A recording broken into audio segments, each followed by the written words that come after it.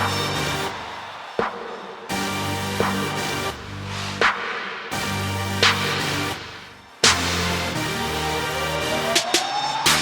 North American Caribbean Training Method was started earlier this year in 2020. And the purpose of the program is to give Caribbean coaches in the United States and Canada an opportunity to come together, train, and work with players. We are going to spread this throughout the United States. Has been something, a dream of coaches of Caribbean descent in America for a very, very long time. And we have now to work and to get these kids to a different level.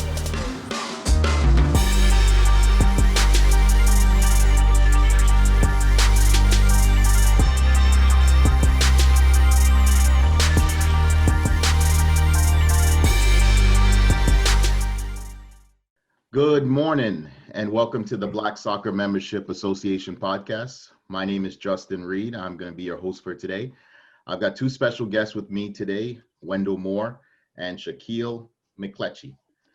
Both men are actually scouts, and what they did was they launched a tournament in Tobago. So they're going to talk to you all a bit more about that.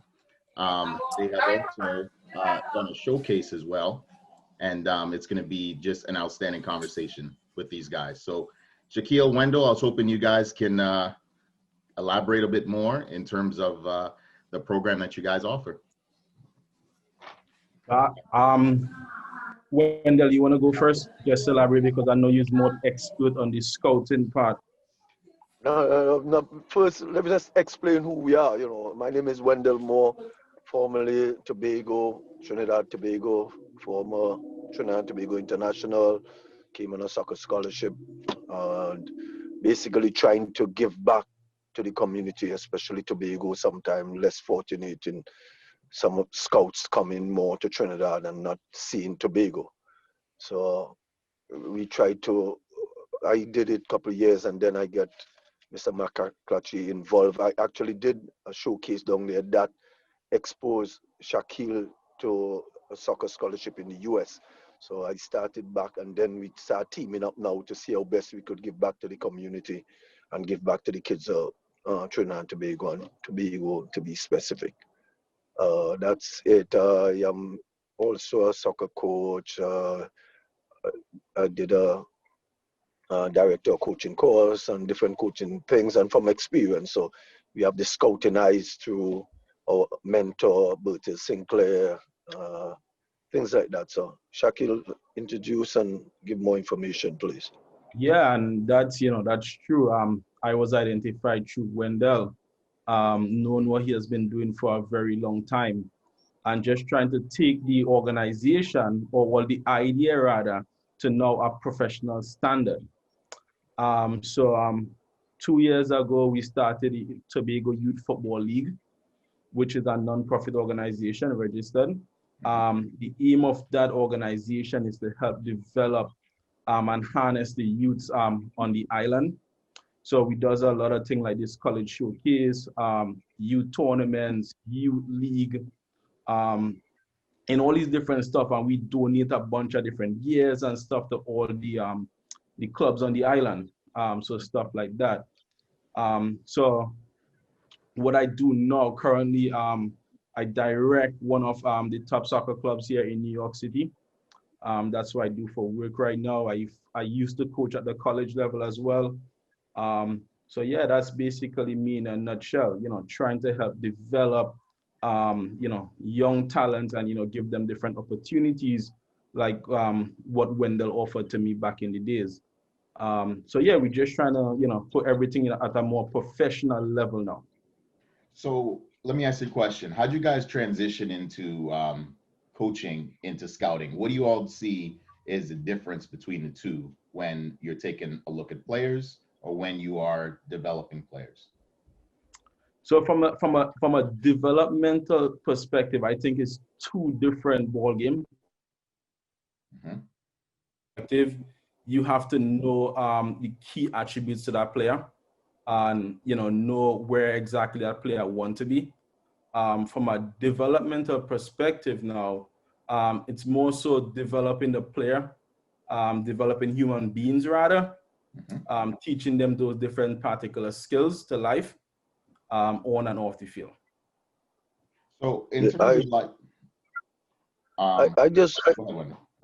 with a little tweak to it, I just think the grassroots, as in places where no one might be looking at, where you just go around the corner and see talent and try to give them an opportunity, because some of them you could see they might not get that push or the opportunity to go to the next level or even to go to college. So that's more my eye and take on it, not necessarily all these guys in the big academy and big developmental program. Is right around the corner on the street that you may talk to a kid and try to get him involved with something that is well organized. That's the raw talent from on the street. I pay more attention to that. So seeing that you all are based in Tobago, that being the camp, do you all think that, I guess, Trinidad and Tobago as a whole, as an association, is doing a good enough job of looking at the players in Tobago? Or do you think they specifically stick to just Trinidad? I think that was one of the main force that really pushed us to do what we are doing for today. Because time and time again, you saw, these Tobago players, getting left behind. More so, Tobago is treated kind of like a stepchild, right? If you look at all the national teams across the board, you have one player from Tobago, just to show that it's Trinidad and Tobago. Mm-hmm. And if we look at history, the best player out of Trinidad and Tobago was a Tobagonian, right? Right. Time and time again, yes, there dysfunction in our, but again, we believe that we can find the raw talent in Tobago, but the guys who are in charge of the association and the guys who are in charge of recruiting, don't take that time, to have to do a developmental program, to conduct a holistic search across the island, because there is players in Trinidad who is being neglected as well, right? Sometimes they are far off in Trinidad, all the way down south and all these different stuff. There's good players as well, but just they're not, getting the eye. That's because there's no program or no identification program in place to kind of highlight some of these talents across the island. Okay. And in terms of when you guys host the showcase, how frequent is that? Is that something that's once a year, twice a year? How often do you guys show? That's something is once a year. Okay. The aim is to do it twice a year. That was this year, but because of COVID, all these different stuff. But the aim is to do it twice a year. Have one in Trinidad and in Tobago as well. Because what we find over the years is that we are having a number of kids and parents from Trinidad journeying all the way over to Tobago to be part of the showcase. Okay. Now, in terms of... Let me interject a little bit now regarding some of the talents and how some of the structure to help a bigger pool. I think we should get more players exposed, and some of that could come where Tobago to able to plan. I have this dream for the longest while. I think Bertie Sinclair had it too, and he inject it into me, where Tobago should play at a next level or at a stage like CFU or little tournaments where we could expose more players so we have a greater pool. For instance, in the US, you have the Olympic team, you have under 23 team that play. Most of these teams are different teams.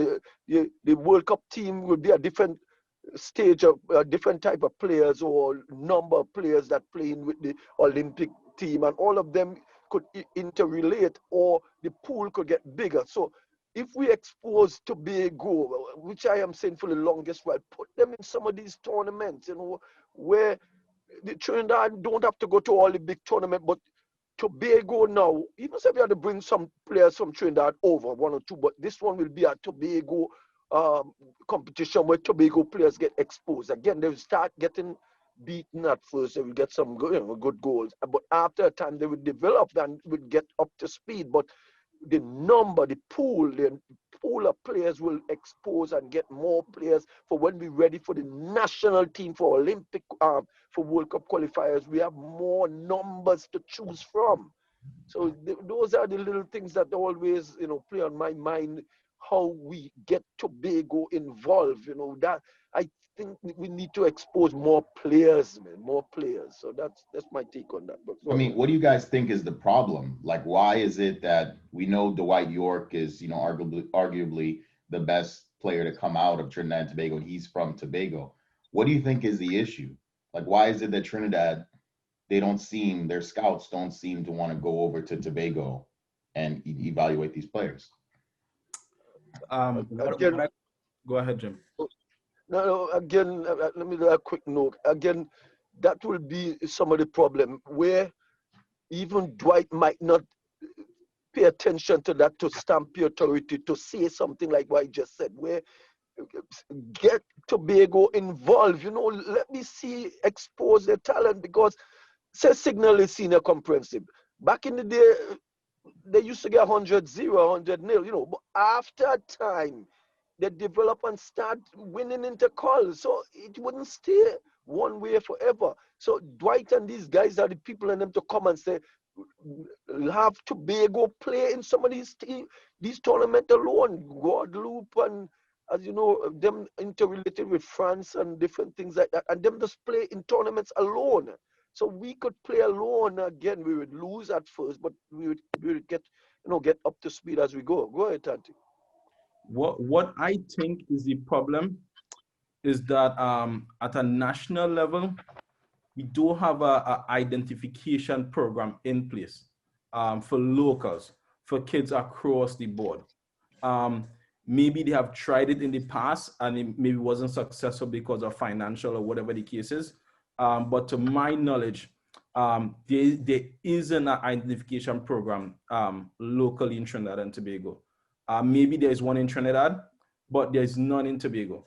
So, for example, is that when you have all these kids who recognize as a U13 or a U14 national team in Trinidad, and they have been training for the past year, and now 2 months before the tournament, the coaches come to Tobago and say, hey, they're looking for players to join a team that was training, a year and a half ago. Now, how it is that guy from Tobago who hasn't been training at that level could be able to magically fit into that squad? He have to have talent that does shout. You know what I mean? And as you know, we do have, the talent that maybe we have it, but not everyone is talent that does shout, right? Maybe there's talent that had to be developed, right?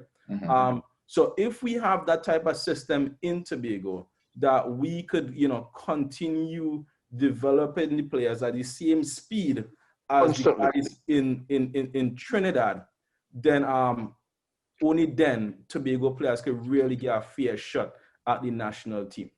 So go ahead. No, so I was going to ask a question. Do you think that this is a pitch to the new TTFA administration that has now come in? Is this something, do you think, could possibly be on their radar of interest? Yes, hopefully for the normalization committee, if they have that on the table at the moment. I reached out to Haddad a few months ago, highlighting these stuff to have an open conversation, open dialogue to see how best our organization, could help support this this program or try to accomplish the initiative. The last administration under Wallace, we actually reached out as well, telling him that, this is structure we actually, want to put in place in Tobago. All we need from you guys is just the training template and whatnot. And we will finance everything else from our end in Tobago and from our organization. We are not looking for you guys to finance anything. We just want to, the template, you come and you visit every other month or something like that. You have the national coach come and run session every other month or something like that. We have our Tobago coaches coaching, or maybe if you want some of your Trinidad coaches to come up and coach, which may be a financial burden, we are also willing to have our local coaches continue to coach the boys, just so the boys can be on the same level with the Trinidad guys who training. So then when the time turn around for them to actually pick a squad, now we know the boys are not at a disadvantage. They're really not good enough compared to the Trinidadian players. Right. But only until then, Tobago is still, wouldn't have a fair share. Now, are you guys interested in expanding this program? Are you interested in expanding the showcase in the camp into other areas, or you guys are just kind of sticking strictly to Tobago? Well, as I mentioned before, the idea is to actually go into Trinidad as well. And even a couple of years from now, have it going up all the islands. We have getting a lot of interest from Barbados, Jamaica, and those places. But just because of COVID this year, happened to put like a full stop on a number of these projects. But the aim is to actually expand and spread the wings. Try to help more so. Help all the kids up the islands. Not just Tobago. So have you guys had success so far in terms of helping players from Trinidad or from Tobago get opportunities like college scholarships or opportunities here in the U.S.? Yeah, we had a number of kids come out of the college showcase who the coaches were interested in. A number of them were successful. A number of them, wasn't able to grab the opportunity, no fault of ours, but because of their not doing the SATs and the ACTs and whatnot. What was really and the COVID as well, Right. correct. Right. What was really interesting in our showcase is that we actually did a seminar before the actual showcase for the coaches to try to educate the kids and the parents rather about what exactly you need to get into a US college and whatnot. And we from our analysis from that showcase, what we think we should do going forward is to try to host a number of those initiatives, a number of those awareness seminars, just so we could educate the kids on the island about how to get into a college. Coaches was amazed, was fantastic talent. Some of them, as I mentioned before, some of them went on, some of them wasn't able to, just because, of those, simple information. That's interesting. Yeah. Let me just interject a little bit. Yeah. Believe it or not, funny enough, we are at high demand right now for the female. A lot of the girls got contacted by coaches that came through me as in getting in touch with the girls. But the pandemic again, a lot of girls coaches were really impressed with them from that showcase. Yeah, what was funny? Sorry, Wendell. What was female coach could get all these girls who are in the showcase, they'll probably win the conference. If they get all the girls who attended that showcase, they'll probably win their conference. So in terms of like college coaches, so you said the college coaches come down to the camp and the showcase as well to evaluate players. What's usually the turnaround from the time they come to the showcase to the time that they maybe offer a scholarship to the players? Well, communication starts immediately. Right after the showcase, the coach actually, highlight the list of players who he's interested in, and communication start right away. Actually, when he get back to campus, in terms of offering a scholarship, some of them, I can't speak for all. Some of them already know what they're looking for. So some of them will say, "Hey, Wendell, Shaq, we have 2 full ride to offer, or we have 5 partial scholarship to offer. This is what we can offer." Some of them not entirely sure what they can offer as yet, but more than often, coaches already know, what they can afford. Okay, that makes sense. So in closing here, where could a prospective player, if they're interested in attending the showcase, and I'm assuming you all accept players abroad as well to come to Tobago, or is this strictly players from Tobago to participate, Trinidad and Tobago? Yep, mostly Trinidad, from players from Trinidad and Tobago. Okay. So if a player wanted to reach you, what's the best way for a player or college coach if they're interested in attending the showcase or even a professional scout? Yeah, they can go to the website at Tobago Youth Football League and register online. Okay. Or they can email me or Wendell directly. Okay. My email address is shaq@tobagoyouthfootballleague.org. Okay. Wendell email address is soccerhug@hotmail.com. Okay. All right. Okay. All right. Fantastic, guys. Well, thank you very much for taking the time out to come on to the show. It's a great thing that you guys are doing in Tobago, and I really hope it expands, because there's a lot of talent on the island. And I'm a big advocate for getting more Caribbean players to play in colleges here in the US, because I think it's pretty much dominated from players, like the rosters are dominated from players from Europe. And I think that there's a lot of talent in the Caribbean. It's just they're not getting the opportunity to get exposed. So what you guys are doing is fantastic.